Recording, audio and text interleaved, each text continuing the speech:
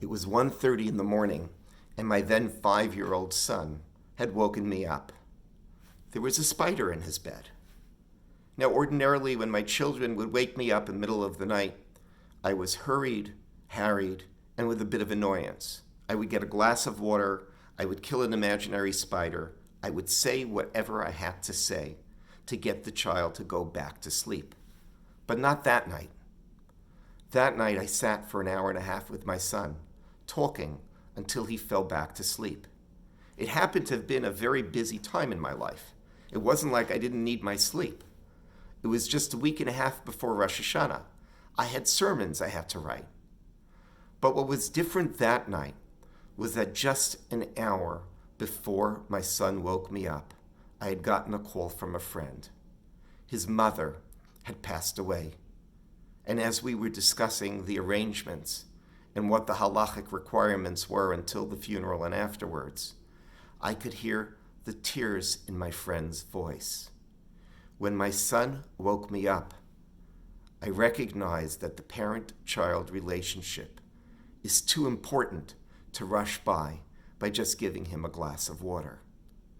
In life, we very often forget our goals.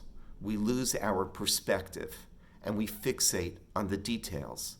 In the Torah reading, we're told about the former slaves who, even after being released into freedom from Egypt, they come and complain to Moses and they say, we remember the cucumbers and the onions and the garlic and the leeks and the watermelons and the fish that we used to have in the land of Egypt. And when you read this passage, you say to yourself, who could be saying, where's my onion after being released from slavery? But the answer is, all of us can do that. Man has an enormous capacity to focus on the mundane. And very often when we do so, we lose our perspective and we forget our goals.